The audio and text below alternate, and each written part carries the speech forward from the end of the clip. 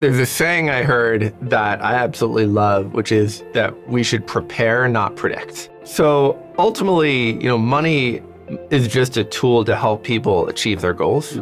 And I think oftentimes in the investment landscape, we get a little bit too lost in the details and the numbers of return and risk.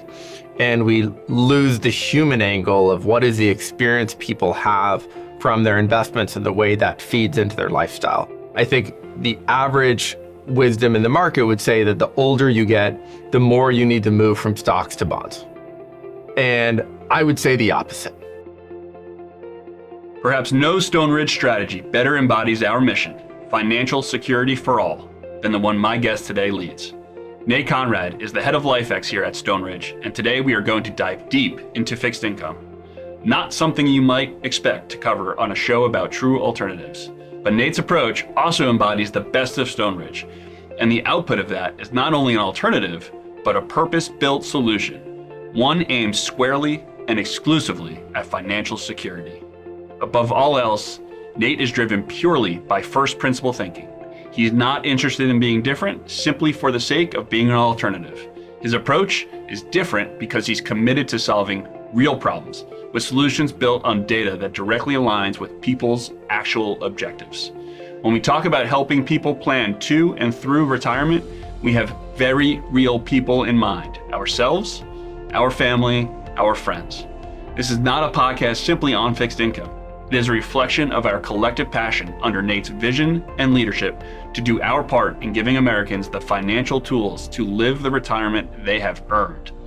Welcome to True Alternatives, a Stone Ridge series exploring unique and highly valuable perspectives on today's most challenging topics.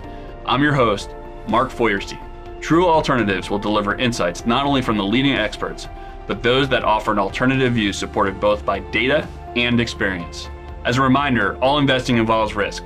Principal loss is possible. This podcast is not investment advice, and opinions expressed herein do not represent a formal or official view of Stone Ridge.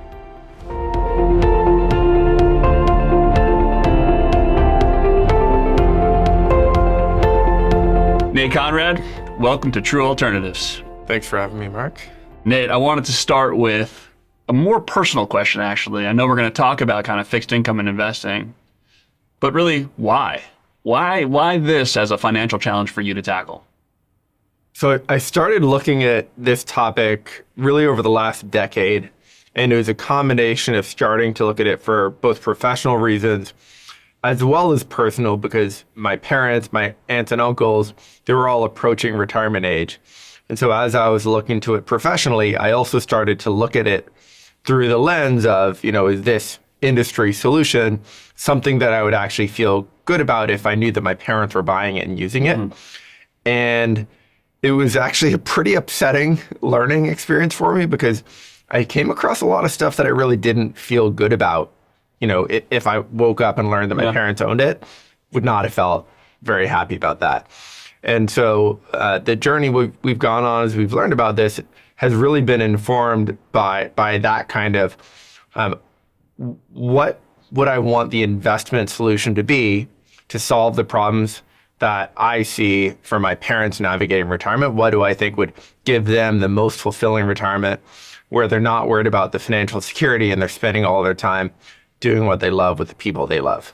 Yeah. What gives them that power? Like, what did you find, I guess, in that, in looking through it? What could give them that power? So ultimately, money is just a tool to help people achieve their goals. And I think oftentimes in the investment landscape, we get a little bit too lost in the details and the numbers of return and risk. And we lose the human angle of what is the experience people have from their investments and the way that feeds into their lifestyle. And, I know that, like in my case, and I think basically everybody, we spend money every month. And we spend, not exactly the same number of dollars every month, but about the same. And so finding ways for a portfolio to reliably support reliable monthly spending for a long, long time in a way that's intuitive to people and that's really solved for reliability rather than maximum return on that spending component, I think that's where you start to get peace of mind for people. Because for somebody to not have that nagging, worrying sensation in the back of their mind in the middle of the night, they have to understand why their portfolio makes them secure. Yeah. And you don't get that intuitive understanding from some, fancy simulation that somebody shows you on a piece of paper. You get it from understanding the way your investments are structured to create that sense of financial security. So we have to make it really simple and really, quite frankly, really boring when we're going to give somebody that sense of financial security. Yeah. If it's exciting, it's probably not going to give you the security. Yeah. We're recording this in such an interesting time in the markets, right? Like, the tariffs have caused all sorts of turmoil. My parents, in the same way that you've talked about your parents, they're going through this, time where, either they're retired or even, my parents are 75, and they're worried. And they're running to bonds. Bond funds have been around for decades as a reliable source. What is missing, I suppose? What's the gap there? I think part of what jumped out to me is, I think, effectively a mistake that we've made in the asset management industry, where we started with this raw ingredient, bonds. We call it fixed income for a reason. It's a fixed amount of money that you get periodically, and exactly what the amount of the bond coupon is, the amount of the bond principal, and the exact day you're supposed to receive it. That's true fixed income right there. But we've packaged it up in ways where people access it, where it no longer delivers you fixed income. And if you invest in a bond fund and you look at what you get over time, the yield you get each year varies. And we expect people to get their money out by selling shares of bond funds. And the price of that varies every day. And so, you start with this raw ingredient of the bond.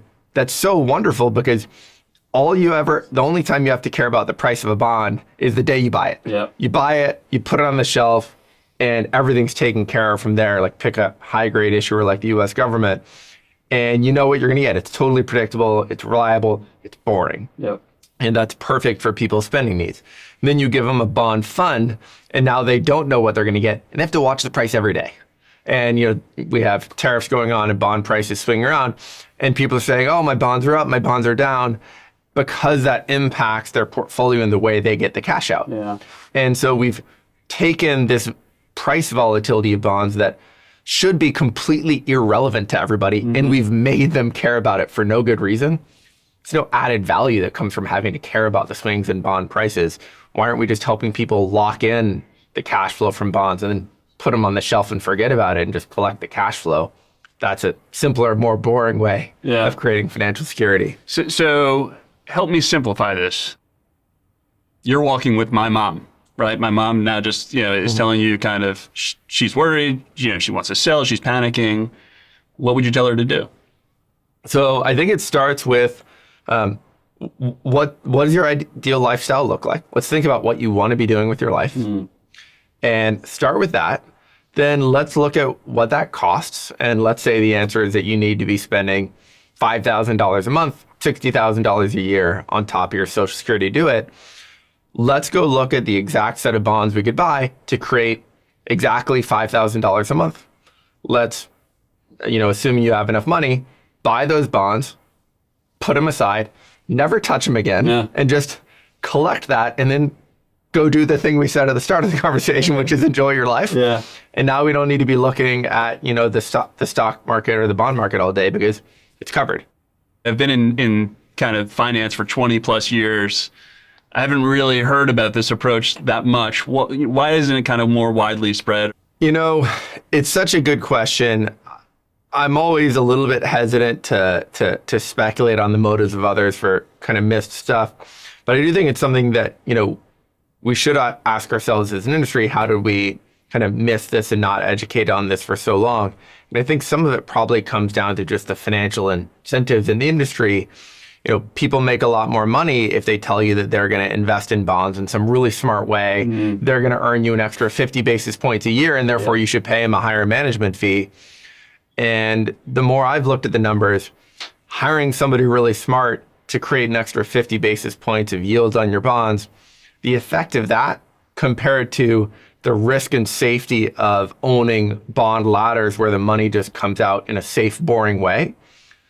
So much better to do the second thing, but the industry makes a lot more money doing the first thing. Yeah. And so I think we have an issue where incentives have maybe led us to trying to, be smart and add value in ways that actually aren't adding real value to the human experience of the investors we're serving, especially in retirement.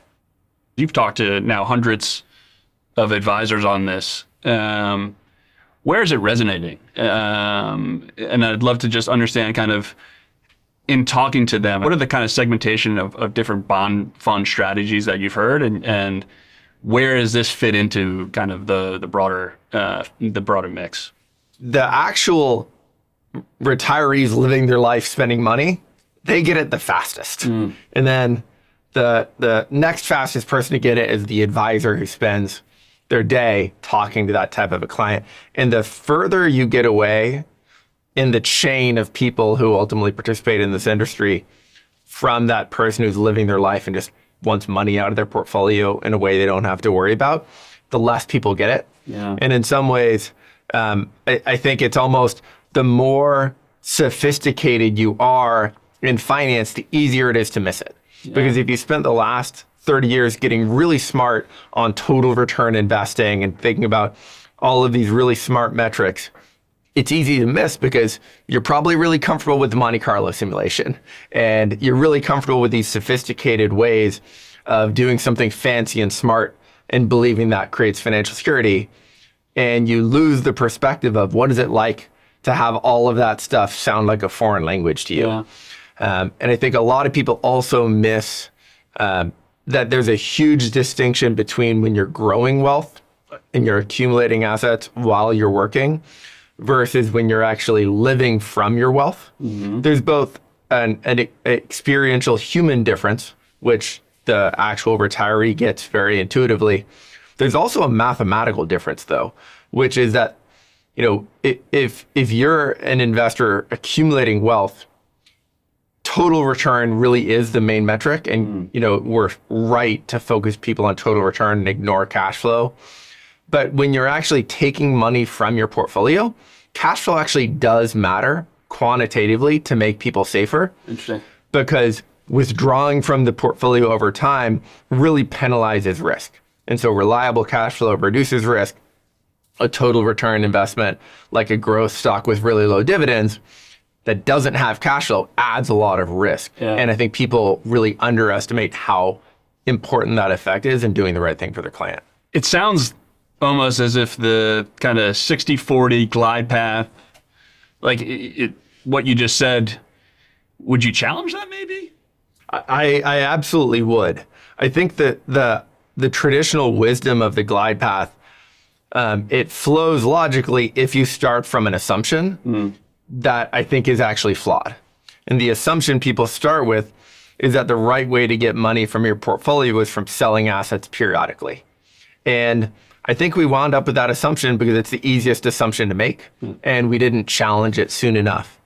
And if you change that assumption and you think that the way you're going to get cash flow from your portfolio is primarily by using bonds that you hold to maturity and just collect predictable cash flow, and you don't get money by selling, the way you end up building your portfolio and doing asset allocation looks totally different. So I'll give you an example. I think the average wisdom in the market would say that the older you get, the more you need to move from stocks to bonds. And I would say the opposite.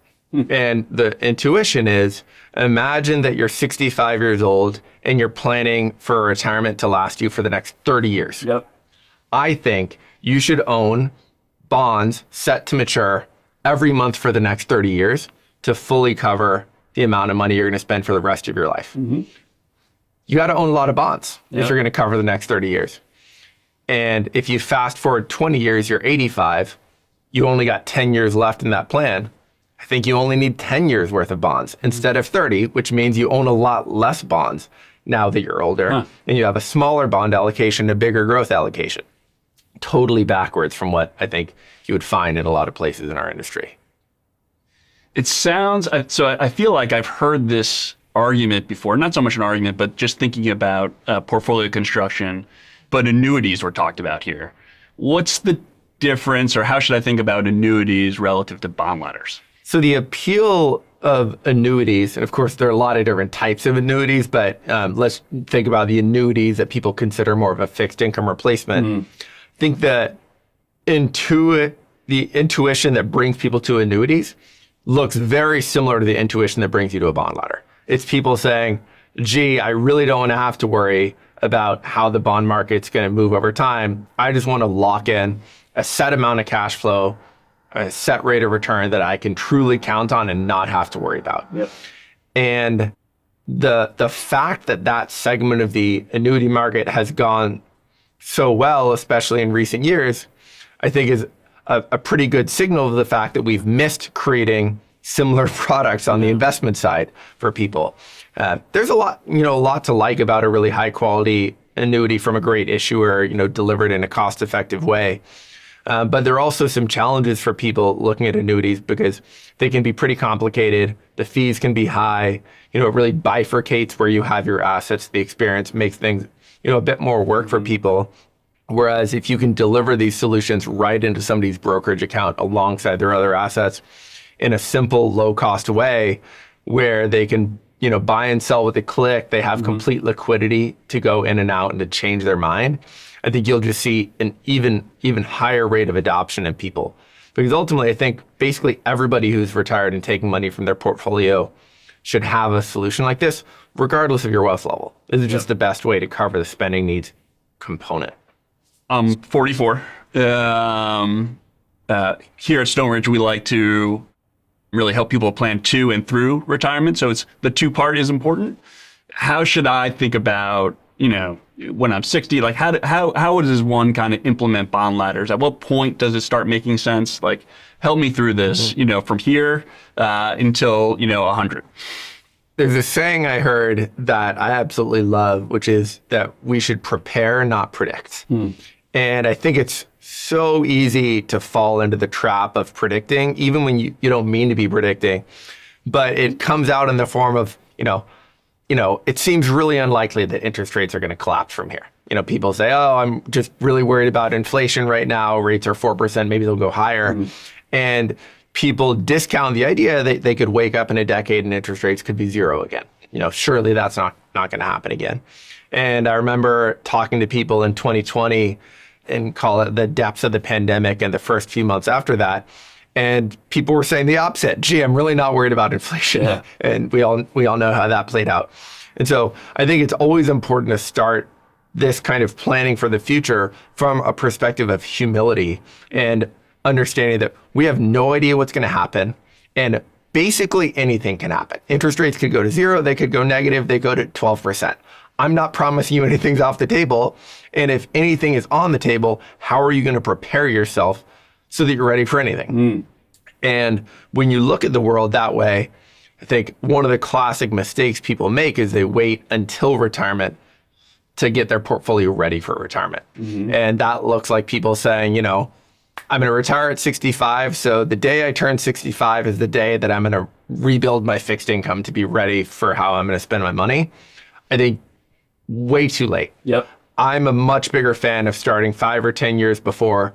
Think about, repurpose that word glide path. What does it look like to glide path into locking in your income stream for the next 10, 20, 30, 40 years based on your health and your life expectancy? Let's get people ready with a locked in income stream, but give them all the flexibility they need because you don't know when you're going to retire. Yep. On the topic of preparing, not predicting, you might think you're retiring at 65.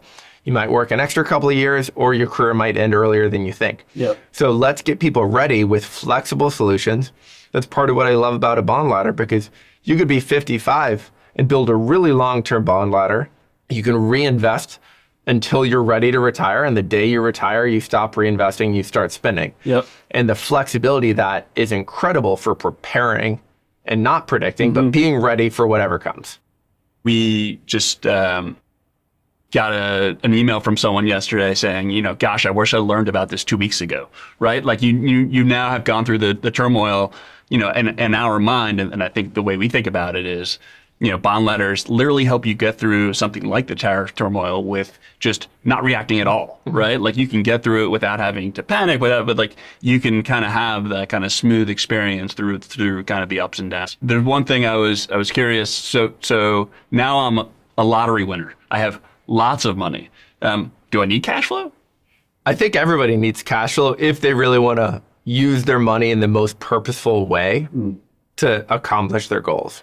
And so I think you have to start these conversations every time with the goals and with what your ideal use of the money is to wind up in the right place. If the answer is that you're a lottery winner and you just won $1 billion and you're going to spend $1 million a year for the rest of your life, how about we think about segmenting your money into what is the smallest amount you need to cover $1 million a year for the rest of your life, and take everything else and go create a really interesting legacy for you. There's so much good you can do in the world, but you'll never be able to maximize the good that you could do with your money unless you understand how much you need to support yourself and how much is free to support others. Every dollar you have is going to wind up somewhere. Either you're going to spend it on yourself, you're going to give it away to other people, it's going to wind up in your will, or it's going to wind up going to the government. When you work backwards from what you want to accomplish, the amount of money that you need to be spending and putting out the door every month, the cleanest way to cover that is going to be the bond ladder. And so I think regardless of your wealth, solving for that component is going to unshackle you in all of your other goals. That's amazing. Nate, I'm curious, the show is True Alternatives. We're sitting here talking about bonds, right? Like, what do you think as being the truly alternative approach here, right? Like, what did, in your kind of discussions, like, where do people find this to be, quote unquote, alternative? What alternative means to me is, how do we find a way of helping you create money for yourself that is not going to vary based on what's going on in the prices of stocks and bonds? And when you buy a bond and you hold it to maturity and you collect the coupon, you're getting the same amount of money no matter what happens in the price of stocks and bonds. That to me is uncorrelated alternative cash flow. And the mistake we made in the industry and how we help people experience bonds is we took something that is something that can be a true reliable cash flow stream and we've made it correlated. Yeah. If you say, oh, I'm going to go buy like a really high quality investment grade bond ladder, but then I'm going to go look at the prices every day and I'm going to trade it around. Now it's going to be really correlated to the stock market. And when the stock market falls apart, your corporate bonds are going to fall apart in price terms too, even if they actually never would have defaulted and you could have held them to maturity and never worried about the price swing. Yeah.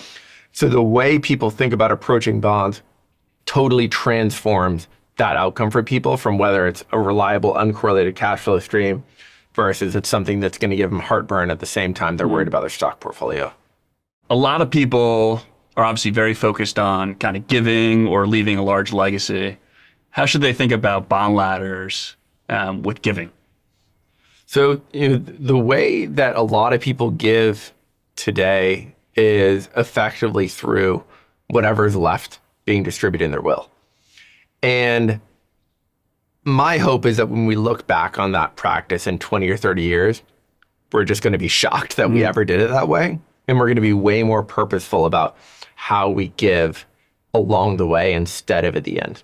If you imagine somebody at the early end of retirement, 65, 70, let's say they had kids when they're about 30, that would make their kids 35 or 40. And their kids might have their own pretty young kids at that age. So, you're a retiree, you got some really young grandchildren.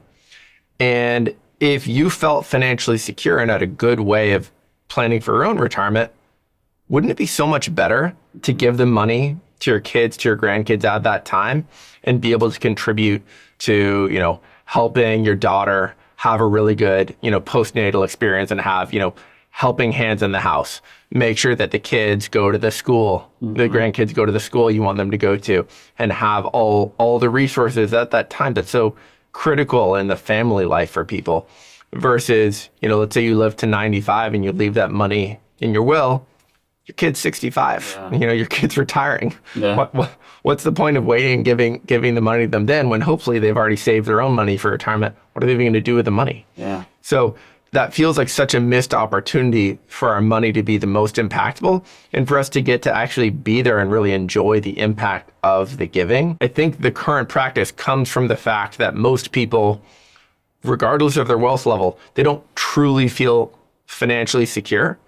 Because if you felt financially secure on your spending, why are you hoarding all of this extra money until the day you die? Yeah. It really sounds like bond ladders is just the tool for the mindset of just having purposeful wealth, right? Like if I want to really think about the utility of the wealth I've accumulated, bond ladders gives me that kind of stable foundation to really kind of shift the mindset to do that. And I think that's amazing. Exactly. If you're going to make the most of your time, you got a certain amount of life to live, you got a certain amount of money to use along the way. Let's actually work backwards from what you want to do with it. This is, such a good sequel to the first episode we did with Dr. Peter Attia, which is, how do I live longer, right? If I'm going to live longer, I need my wealth to kind of extend to, to a certain period of time.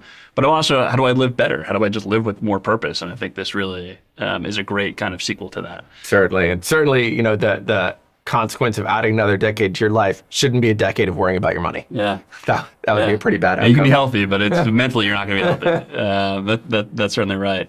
Hot topic, obviously, Social Security. How should I think about kind of bond ladders and kind of utilizing my Social Security or optimizing my Social Security? So I think the reality of Social Security is that sitting here today, nobody knows what will actually happen. Maybe we'll find a way to fund it the way we always have. Maybe it's going to get reduced. Maybe somehow we're going to wake up in 20 years and we'll actually have higher Social Security benefits because, the economy's somehow done really well and we've fixed our debt. Who knows? Yeah. Let's be ready for anything. And today, Social Security is for so many people such a big part of what helps with financial security because you actually get a check every month and it adjusts for inflation. Yeah. And there's so little out there like that, except for building your own bond ladder. And especially if you want to build a bond ladder with the inflation protected kinds of government debt, that's the closest you can get to building your own Social Security. And so if you want to be prepared for anything instead of predicting what's going to happen, I think you should be building your own bond ladder to protect yourself from reliance on that mechanism that's really out of your control. Right. It's adding to that paycheck. People like my mom, right, will just own bonds and clip the kind of coupons that come out. Why is that strategy not a good one? So it's such an intuitive trap. I've spoken to a lot of people who've had this same insight, which is, if I want to create financial security for myself, the easiest thing to do is to own enough bonds to where I only spend the interest and I don't dip into the principal. That feels safe. But there are two big challenges to that. The first one, if you think about, purposeful wealth, you have this goal of spending enough money to support your lifestyle, and you probably have some other goals of the way you want to give money away if you have extra. And if you own enough bonds to where you only spend the coupon payment, you own way too many bonds. And if you're doing this in a taxable account, you're paying a lot of tax on the coupons. And the principal isn't going to compound and grow for you. Instead, it's going to get devalued by inflation. And so if you replace that strategy with a bond ladder to cover your spending needs, you could cut the amount of bonds you need to hold probably in half. Yeah. And that gives you a lot of money that you can use to go pursue other goals that you didn't think you could and see the world differently and live a different life. That's the big advantage to me versus the way that we've kind of coaxed people into kind of believing that you can never let your principal go down. That's just going to lead to you, passing away with this huge amount of untapped resource that you could have used to have a more fulfilling life and make a bigger impact. Yeah, that's great. Thank you very much, Nate. This has been a phenomenal experience for me, and I'm looking forward to kind of getting this one out there. I'm really excited we got to do that conversation at such a pivotal time for retirees in America. Nate is one of the smartest guys I've ever worked with, and I think he actually shows exactly what is great about working at Stone Ridge. His passion for helping is unparalleled.